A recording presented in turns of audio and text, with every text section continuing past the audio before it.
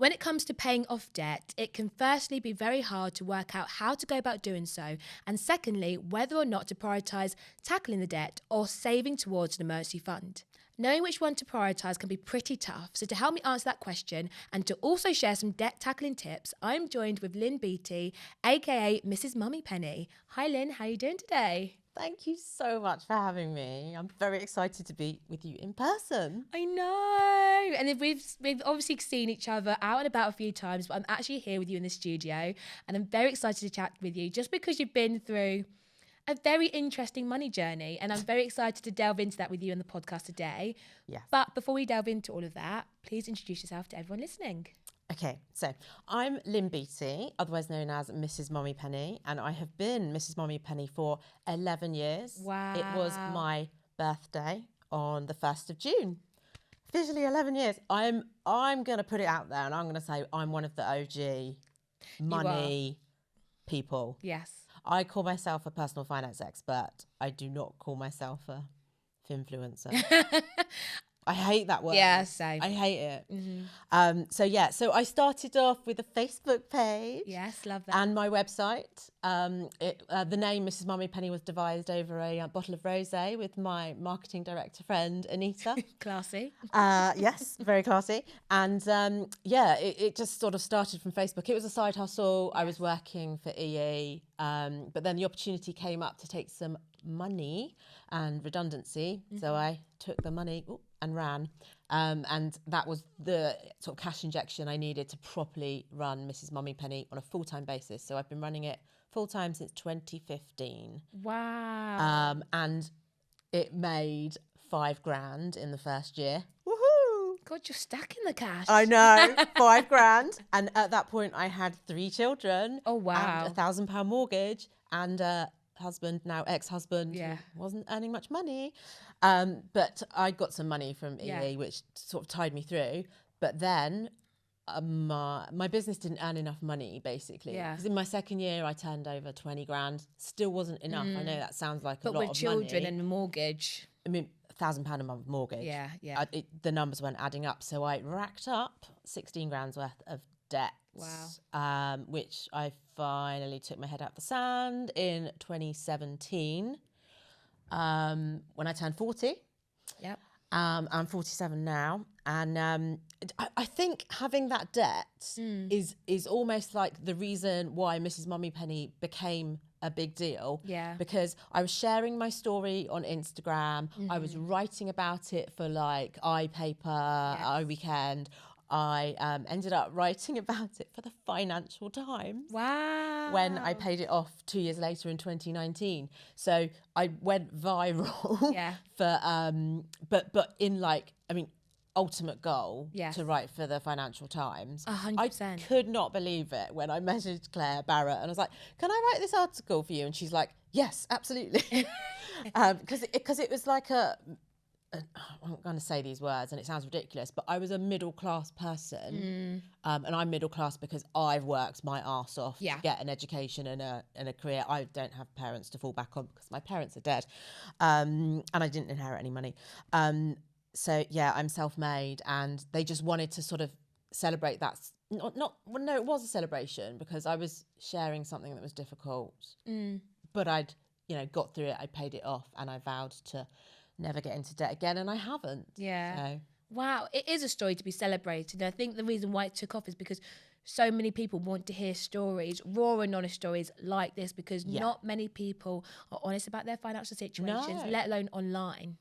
And debt, it's such a taboo subject. Like, people feel shame, people feel fear around it. People sort of keep it all in their head. Yeah. And, the very first thing you should do is, like, just talk to someone about it. 100%. A non-judgmental person, maybe somebody that you can sit down with and just say, look, I've got into this mess, pickle. What do I do? Yeah. And that's the first step, isn't it? And I guess we'll obviously be delving into some of those debt tackling tips shortly. Yeah. But I kind of like to fire a couple of quick fire questions just to warm you up in the seat. So one of my first questions for you is, what's one thing you love to spend your money on? Okay, cool. That's easy. Actually, no, there's two things. So firstly, a bit of a sort of materialistic one, but it's makeup. Okay. I'm obsessed with makeup. Expensive makeup, drugstore or Both. Okay. Both. I like to mix and match. Like, I'm a big fan of e.l.f. Okay, love e.l.f. I've got e.l.f. concealer. Yeah. I'm also a big fan of expensive brands. Like? Oh, I just bought some Jones Road Miracle Balm, which is Bobby Brown's brand, because she's not allowed to use her name. Oh, okay, interesting. So she doesn't work for Bobby Brown anymore. Yeah. So now she runs Jones Road. Okay. I've got it on now. Like, do I look like I've got highlights? Babes, you're glowing in the studio. Yeah, I'm glowing. No, it literally makes you glow. Because I don't wear foundation. Lucky. Because I've got freckled skin and you don't need to wear foundation. Anyway, we're not on a beauty podcast, but I could talk for an hour about beauty products, and I love getting my makeup done. So I have my makeup done on Tuesday for the TV, and I looked incredible. Anyway, so the other thing is holidays. I absolutely live for my holidays. I'm the same. And I spend a lot of money on them. Mm-hmm. But like, I really think because I've got 3 boys, like you're creating memories for your children 100%. when you go on like really cool holidays. So we go to Greece every year for like 2 weeks in the summer holidays. So you think, rack up the costs. Like, it's in the summer holidays. Yeah, that was going to say, double. that's the start. So I save up for that holiday and I make sure we go every year. This is great. I go with a really good girlfriend, her boys, my boys, no husbands. Love that. Because we're both divorced and we're literally living the best life. I'm here for it. I am someone, I just talk about holidays all the time on the podcast. So sorry guys, you're probably going to get sick of me. But yeah, holidays is my one true love. Like, I went to Japan and how many people can say they went to Japan? So, I really want to go to Japan. Yeah, you have to add that to the top of your list. Yeah. Did you feel like you were in the future? Yeah, it's just otherworldly. I don't think anyone will understand it until they actually step foot in that country and you're like, I can't believe this place is real. But did you go by yourself with a friend? Or? So I went with a tour group and so it was like 18 of us. And you didn't know anyone? Didn't know anyone. Flew out on my own to Japan. Yeah, I love a good tour holiday. So yeah, guys, if you are a solo traveller, don't have someone to travel with, I always recommend doing like a tour travel group, because you get to meet so many people that you would never meet in everyday life, and then they become like your best friends forever. So yeah, love that. So that's a bit of travelling. Cool. And I guess when it comes to, obviously you have been on a financial journey and I'm really excited to delve into that story this afternoon, but I guess one of the big things I want to know is, what's one of your biggest financial regrets? Okay. Again, I've got 2, and I'll go into more detail on one than the other. So the one that I won't say much about was I married the wrong person. Interesting. Okay. So be careful who you marry. Yeah. Yeah, that's all I'll say about that. I got divorced in 2020. Interesting. So fairly recent then. Yeah. And because we've got children together, you still have to be civil. Yes. But my biggest financial mistake, which impacts me hugely now, is that, so in my 20s, so I'm an accountant by trade. Okay. So I worked for like Tesco's, HSBC and EE. Yeah. That's my career. I did that until I was 38. And so I had a really good like career, but in my 20s I opted out of my defined benefit Tesco's pension. No. I opted out. And when I talk to I work with a pension company very closely. When I talk to them about, how much do you think that was worth? They're literally like, do not think about it, Lynn. Yeah. Because it's 6 figures. 6 figures. That's a big one for you guys listening. I know I talk about pensions a lot more now, because I think it's becoming more of an increasing concern for young people, especially because the state pension age is getting higher. But yeah, obviously can't share financial advice, but please, please, please avoid opting out of your pension, because it's money I guess you maybe want that extra £100 to £200 a month, but future you is going to despise the fact that you did that. And I am future you. Like there's 20 years between us, right? And I'm now having to work really, really hard to earn extra money from my business to put into my pension to make up for Lost the time. shortfall of my 20s. I mean, I started when I was 30, and then I think I had 40 grand between the age of 30 to 37, which I then transferred into a sort of self-employed pot that I now add to. I'm always open and honest about numbers. I've built that up to 150 grand. Yeah, which is impressive. But that's not enough. No, like no. when you play with the calculators and stuff, and you know when you want to stop working, I need about $500,000, and that's really quite. It's a chunk. It's awful when I think I've lost out on 100 grand because I opted out of my pension in my 20s. I mean, I was an accountant, so I was earning like a decent salary. But it's something, and this is the thing why we do what we do, right? Is to raise awareness of these things so other people don't make the same mistakes. And obviously, I'm not good. Debt is a hard one because debt can be a mistake for some people, but debt can also be great for some people as well. So I don't want to use that term on the podcast today, but obviously you are very honest and transparent about the amount of debt you racked up. It was around £16,000, wasn't it? I guess one thing I really want to know today, because I don't think we've ever chatted about this, but what was the turning point that made you think, okay, I'm actually going to tackle this seriously now? Because there's probably a couple of people listening to the podcast today that have debt. They've maybe cleared like £1,000 and they slowly slip into it again, or they tackled another £10 or £50, because obviously I don't know how much debt some people currently owe, but there's like a slide, isn't there, sometimes? So what was the turning point for you? Yeah, so I first got into debt when I was 18 because a bank on my university campus, they gave me an overdraft and said it's free money. They said it was free money? That's what I remember. Whether that's the truth, who knows? Because we all make up our own narrative. 100%. So that's where I got the concept from. Oh, this is a free overdraft, free money. And then I'd go to like Topshop. I got a Topshop store card, Miss Selfridge. Yeah. Is that a brand that still exists? It was. Oh, Miss Selfridge. Does that? I don't know. think I've seen it on the high. I don't think so, actually. It was a brand in the 90s. I used to shop at. You're not that old. But I know Miss Selfridge. I was at uni from 95 to 99. Yeah, I graduated in the last millennium. Gosh, God, you were old, maybe. So that's where I normalised debt. Yeah. If I want that dress, if I want that stereo, it's going on a credit card. And that's where the debt cycles began. And I then spent the next 22 years in debt. But I'd get, say, a bonus. I'd pay it down. I was always reliant on the bonuses I got from, the corporate jobs. Yeah. But then suddenly I became self-employed. So I became self-employed when I said 37, didn't I? Yeah. 38, sorry. And you don't get bonuses anymore. No. And you have to work a lot harder to get the same amount of money you're probably getting in a corporate job. To an extent. When you're first not anymore. Oh, certainly. Yeah. Well, you think I earned £5,000 in the first year where I worked my arse off. The amount of crazy jobs I did for like £100 a pop. It's quite embarrassing. Yeah, we won't delve into that because I've probably done the same. Yeah. No, you do in the early days because you're trying to establish your name. I wanted everybody to know who Mrs MummyPenny was.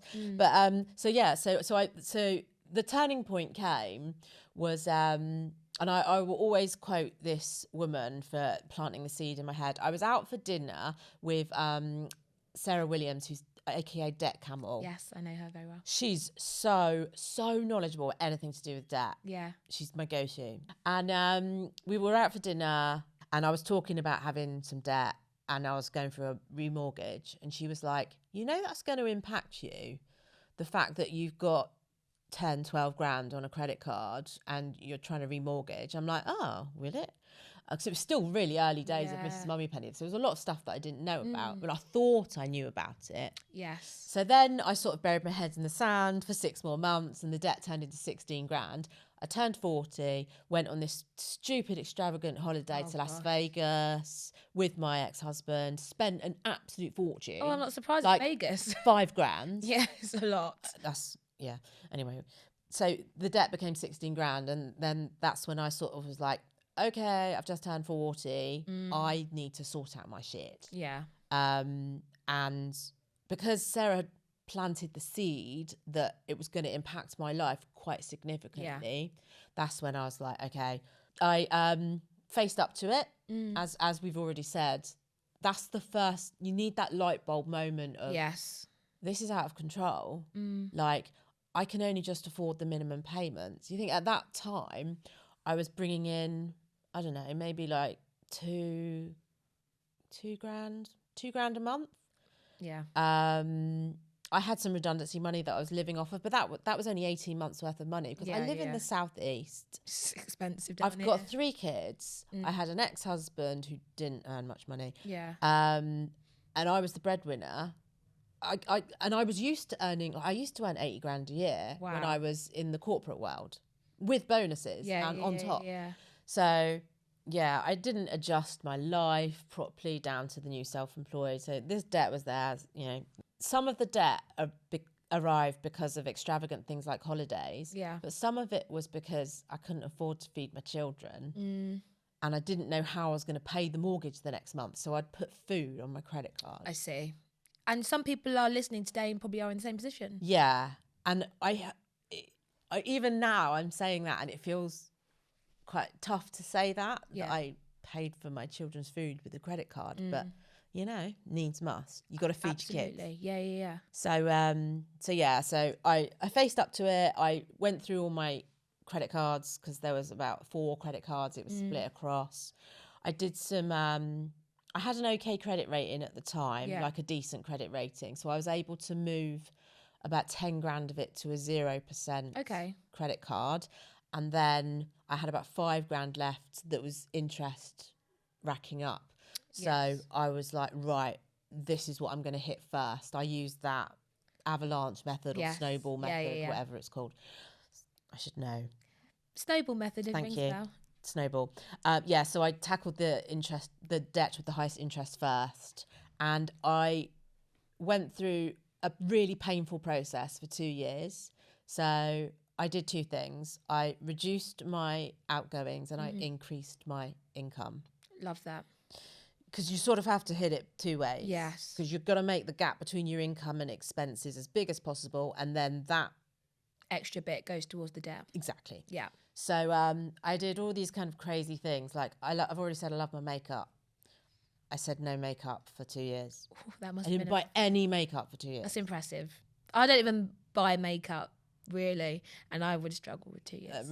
That was really difficult. No clothes for me for a year, and then the clothes for the boys I got hand-me-downs from friends, which they really did not like, but they didn't know the details of what was going on, but they knew that mummy didn't have very much money and that I was paying some debt down. Yes. And they understand what debt is because they're children of a personal finance expert.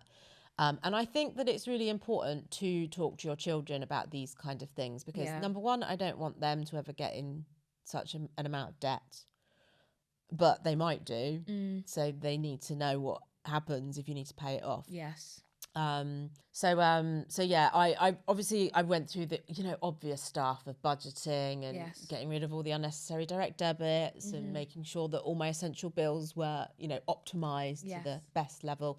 And then I worked really hard on increasing my income. So I've already said year 1 was 5 grand, year 2 was 20, year 3 was 40.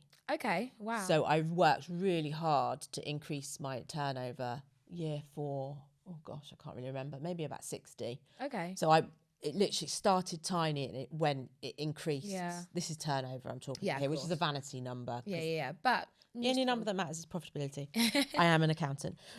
So yeah, I hit it from 2 sides. Yeah. And that meant I was able to pay it off in 2 years because I recognised that paying off 16 grand in 2 years is quite an achievement. Huge. Yeah. It's and huge. A lot of people can't do that because they don't have the lever to increase their income drastically. Yeah.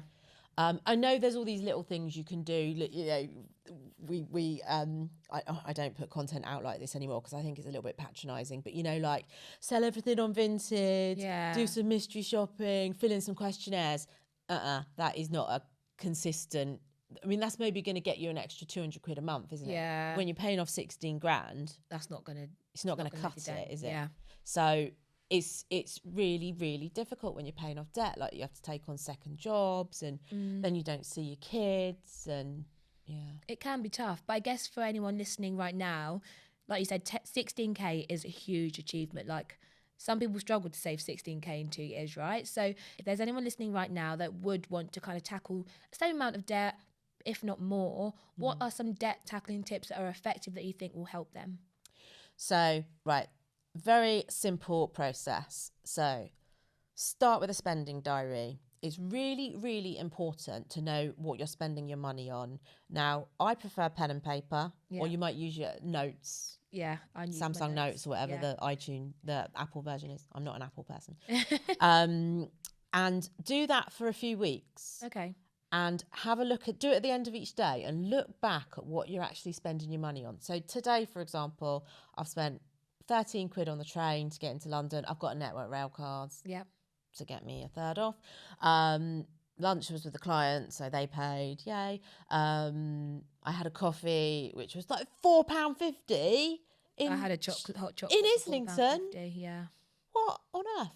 And I went to an amazing charity shop and got a £60 rucksack for £10. Yep. Brand new, which you've seen. It's pink and it's glittery. I think it might be a child's bag.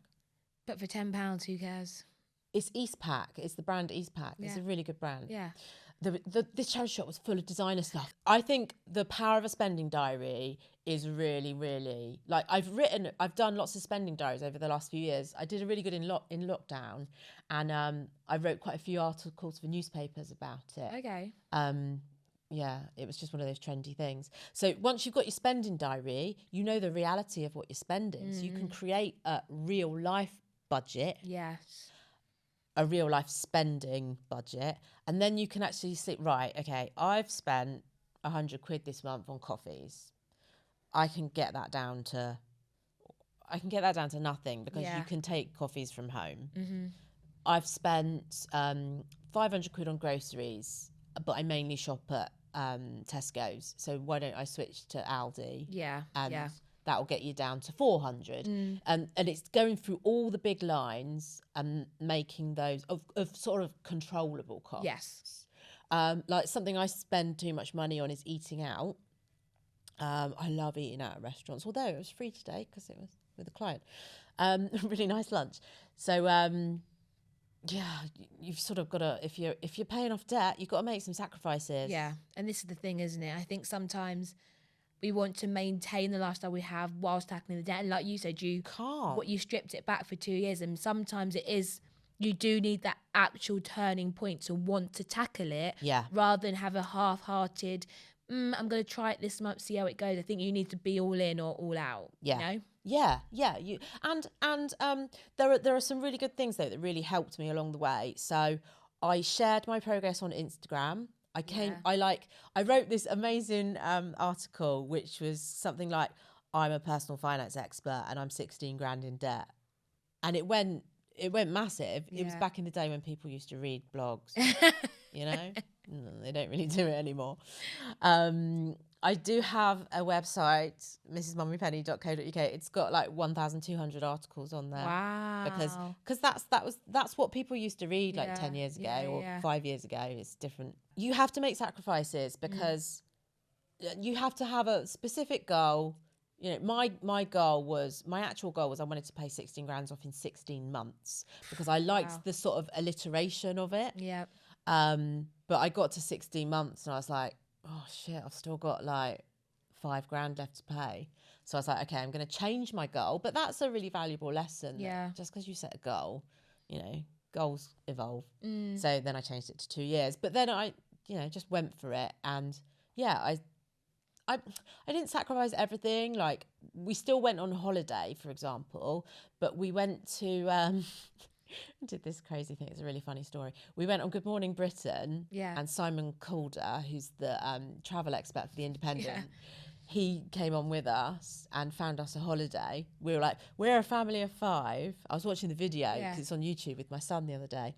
So we're on Good Morning Britain with Ben Shepherd. Love that. And we're a family of 5 and we want a holiday for £2,000 in the summer holidays. And Simon Calder was like, what? This was about 7 years ago. Yeah. And he was like, I don't think that's possible. And I'm like, you're a travel expert. And this is me on live TV. Yeah. You're a travel expert. You can do anything.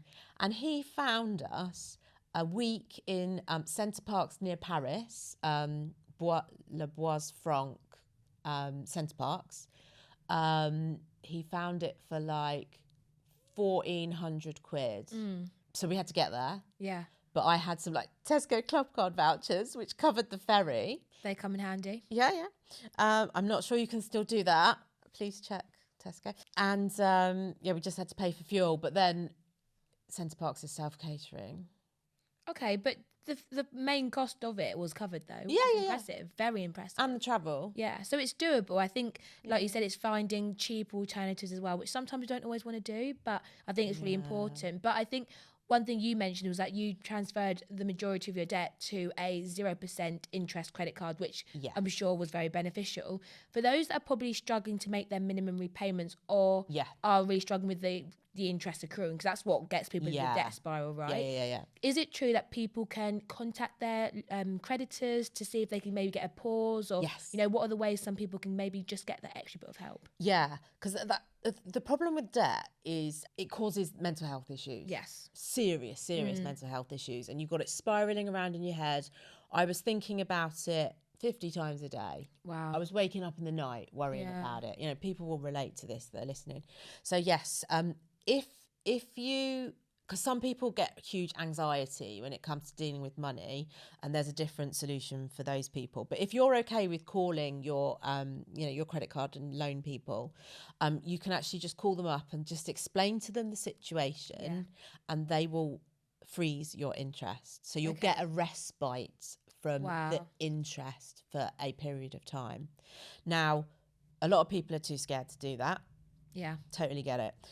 So you can talk to wonderful debt charities, Step Change, Christians Against Poverty, and National Debtline. Yes. Those are the only 3 because there's so many dodgy companies out there who are like, we can sort out your debt. No. They charge a lot of money for them. Yeah. You got to be so wary of all these people that will sort out your debt for you. You go to one, I'm going to say their names again. So there's Christians Against Poverty, who I promise are not religious. They just do it with heart. Yes. I work with them quite closely. Step Change, again, I work with them closely as well. And National Debtline. And you can call them up, or they've got loads of tools on their website, and they'll help you do like an income and expenditure plan. And they can take over talking to the creditors for you. No, and that's really helpful, because I think sometimes a lot of us do bury our head in the sand. Sometimes you're at the issue. Yeah, we're only human at the end of the day. And I think it's really important that we find ourselves in environments that don't project judgment, because I think that's the reason why people don't talk about it so often, is because they're scared of the judgment that, friends might judge, family might say something. You can be like, you with no disrespect, Lynn, like you are an accountant and you still managed to fall down the way and getting into debt. So please avoid please remove any feelings of shame you might be feeling if you are someone that's listening today and has some debt, because like I said, debt can be good, but can also be really bad, and it can also put us in such a dangerous hole, can't it? Yeah. I think that's worth just sort of talking about good debt and bad debt. Yeah, of course. Just touch on it lightly, because mortgage, for example, when you're borrowing some money to buy something that's growing in value over time, then that's good debt. Yes. And a lot of us have a mortgage. I have a very big mortgage after the divorce, actually, which makes me feel quite uncomfortable, the amount of money I owe. And I've got a remortgage next year. Oh, don't. Not with the interest rates right now. Yeah, I know. I really need them to go down. Really. And they will go down. I just don't know when. Yeah. Well, nobody knows. No. I wish I had a crystal ball right here. No. If I'm my view and my view only, I think they're gonna go down in like sort of the first one after the election. Interesting. So like interesting. Yeah. Interesting. I meant that. I did that on purpose. I think that a lot will change once the election has taken place. Yeah. It's a really weird time at the moment. But talk to those 3 charities if you're feeling the anxiety and you just don't know where to turn. Yes. And they are very wonderful at helping. And there's a whole manner of solutions they've got, which I won't go into the detail of. But if you do need some really detailed debt advice, then I highly recommend Debt Camel. Yes. Go follow her on Instagram, because her Instagram is amazing. Like, I share her content all the time. And she's got such a community of people paying off their debt who engage with her posts. So the great thing about that is if you're paying off debt, you can follow these people. Yeah. They'll follow you back. When you pay off like a chunk of debt, you can set up an anonymous account on Instagram and just like, right, I've got 10 grand's worth of debt and I've paid off £200 this month. You'll get all these people coming back to you. And that's like, what you well need sometimes, done. isn't it? Sometimes you just need a supportive community. But I guess my final question to you is, obviously a lot of questions I get sometimes is, should I be prioritising tackling my debt, or should I be putting money towards an emergency fund? Because it's a kind of a catch-22. Yeah. People are anxious because they don't have any savings. Yeah. And then need to tackle the debt, but also, they also see the advice online saying you have to have an emergency fund. So which one is it? Yeah, that's a really good point, and it's exactly what I went through. So what I did and what I recommend is to build up a small emergency fund of about £1,000. Okay. Is that small? I don't know. To some people it's 500, to some people it's 5,000. But this whole 3 months worth of your expenses, no, I don't think we should be hard fast with rules like that, because we've all got different outgoings. Yes. But I don't know, I think getting £1,000 worth of money sat aside is 4 figures. Yes. It feels like it's something, isn't it? It's something. And what it will cover is if the washing machine dies, if you need 4 new tyres on your car. Yes. Those are the things that your emergency fund covers, that if you didn't have that, you'd have to go further into debt to pay for those things. An emergency fund is not for holidays. No, it's not. Lynn, take note. So I built up a small emergency fund at the same time as paying off my debt. But as I say, it was only £1,000. Okay, no, and I think that's really useful to know. Not only, but you know what I mean. Yeah, and I guess a lot of people that follow me always love figures. Now, that's not to say you have to save £1,000 explicitly, but like you said, just something that will cover you where you feel comfortable knowing that if you had to dip into a pot, you have something there. So, and I think also it's really important when we are weighing the cost of tackling debt and also saving, it's about how much is the debt costing you compared to how much your savings are earning. Because right now, savings are probably earning around 5%? Yeah. And if your debt's costing you 29% every month, oh my gosh, yeah, which is, I think, is the average, like, you're right. interest on your credit card. Yeah. You need to tackle the debt first, because that is a lot of money to be paying off when it comes to your debt. The other interesting debate I have had with several people is I'm paying off debt and I want to invest. Let's walk before we can run. Exactly. Yeah, respectfully, because I get people want to build wealth, but you can't build wealth when you are racking up so much money. Like I said, the debt spiral is because of the cost of the debt, not because of the fact that you've racked up £16,000. It's because you're being charged X amount on top of that £16,000 every single month. And I think that's what people don't realise. But I guess to kind of wrap up our conversation today, Lynn, if you had to share one final piece of advice to anyone genuinely going through it, what would you share? It would absolutely be talk to a trusted friend. I have to shout out my trusted friend because she is in our sphere of what we do. So Faith Archer, who's a financial journalist. Great woman. She's been on the podcast. Oh, yay. Yeah. I love Faith so much. See, I'm very free with my love. Yeah. She was the first person who I spoke to openly about it. Oh, wow. And I did my budget and my spreadsheet and I sent it to her and she ripped my budget apart. And she saw things that I did not see I could save on. She was literally like, Lynn, why are you getting flowers delivered to you every month? It was like £15. I was like, it's £15 every month. She was like, I don't care. Yeah. Sometimes you do need someone like that. Yeah. You do. And shout out to Faith because, yeah, like I said, she's been on the podcast and she's lovely. But yeah, I think the final tip I would also add to that is to genuinely speak to someone, whether it is a friend or family member or colleague. But no, thank you so much, Lynn, for joining me on the podcast. You have shared some great insights, and I love how transparent and honest you are about this, because money is already a taboo in the UK, let alone the topic of debt specifically. Yeah. So I really appreciate you kind of coming on and answering all the questions I had. Hopefully you guys tuning in have also learnt a few things as well. And obviously, Lynn, you share great content online. You've also got a blog. So if anyone wanted to kind of take advantage of your content or follow you online, where can they go to do so? Thank you. Yeah, so I hang out mostly on Instagram nowadays, like we all do. Yes. So I'm Mrs MummyPenny UK, and I have everything you could possibly imagine. So I have the TikTok account, I have a podcast, I have YouTube. Yeah, I do have a website with a lot of content on there from all the years I've been doing it. So you just go to the search bar on my website and I will have written about it. Oh, well, guys, make sure you check out Mrs MummyPenny. And Lynn, thank you so much for joining me on the podcast today. Thank you for having me.